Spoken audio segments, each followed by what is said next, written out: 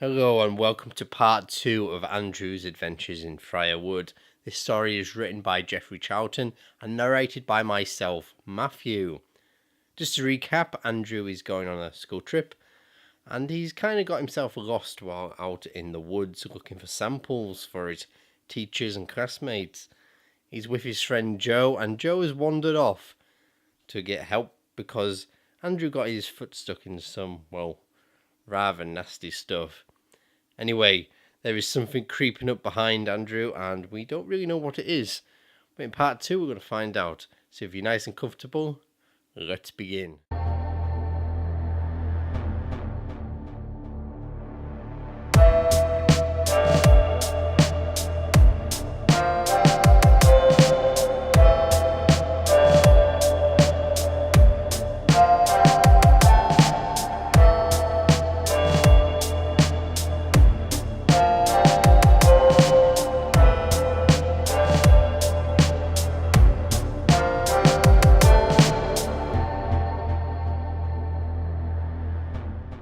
Joe did not come out.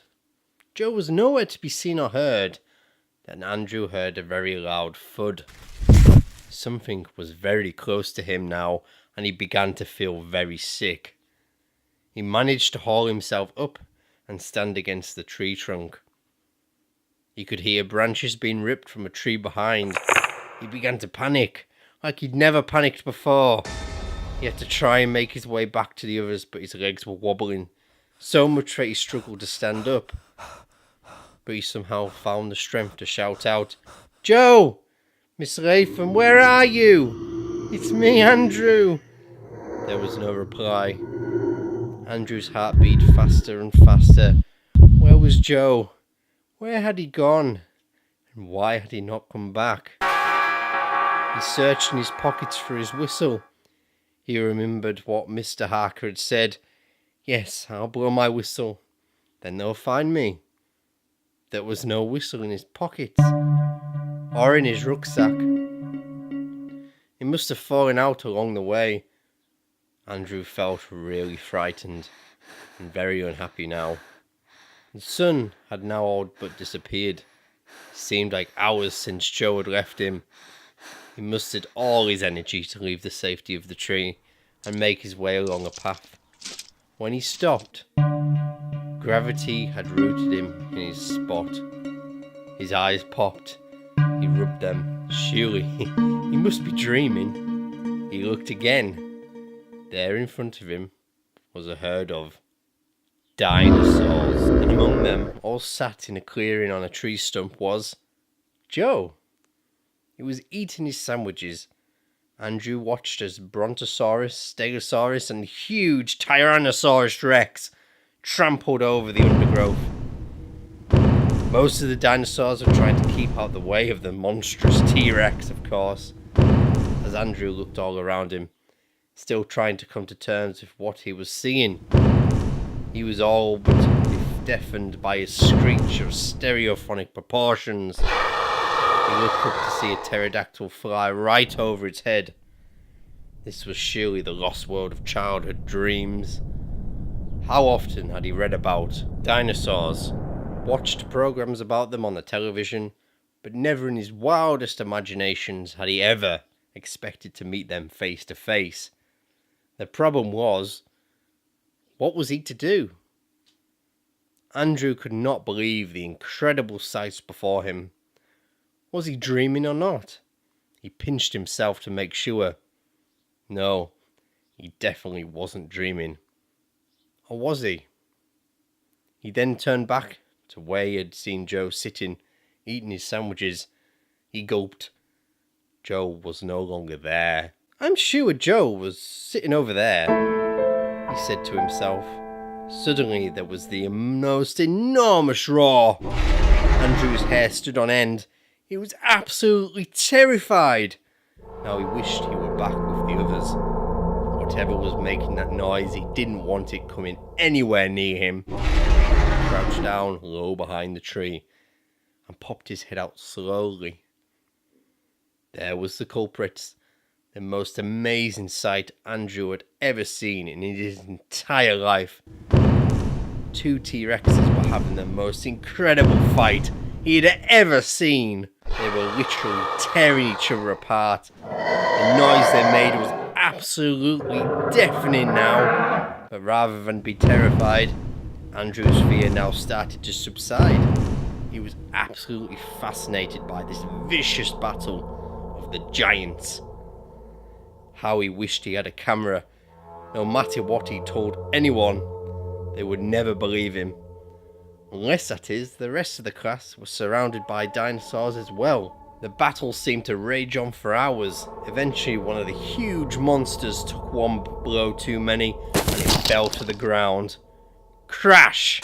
What a noise it made as it fell. The entire area shook. It was as if an earthquake had just happened. The victorious T-Rex let out a mighty roar and headed back into the deep woods, right past Andrew. It swished its huge tail as it passed him, and Andrew felt the breeze on his face as it did. Andrew watched the T-Rex until it was out of sight. Then he turned his attention to the clearing again. Slowly, the other dinosaurs reappeared. They had all taken cover when the battle had begun, but had now decided it was safe enough to reappear. These dinosaurs, although huge in both height and length, did not seem to have the mighty presence of the T-Rex. They were just grazing, eating grass like sheep and cows. In many ways, Andrew thought they were almost like farm animals, only bigger of course. Slowly, Andrew came out from behind the tree, tiptoeing on the grass so that he didn't make a noise.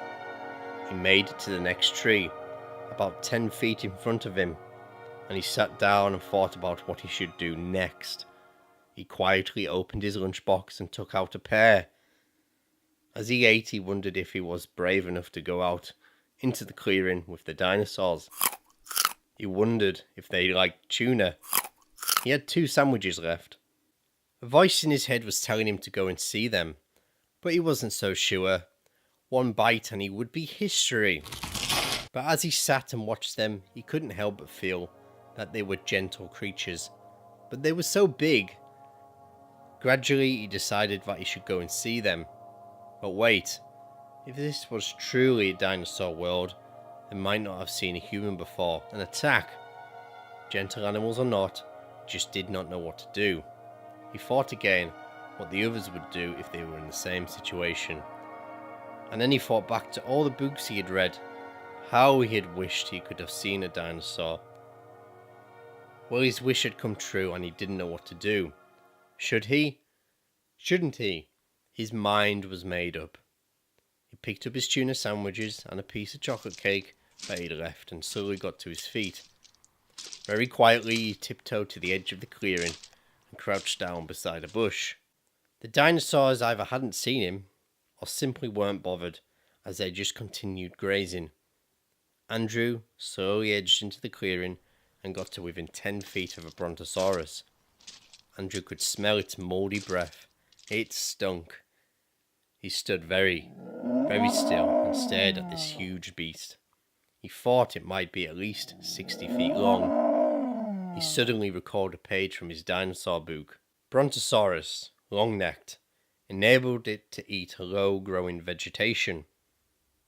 He hoped this particular dinosaur, or any of its friends for that matter, wouldn't mistake him for low-growing vegetation.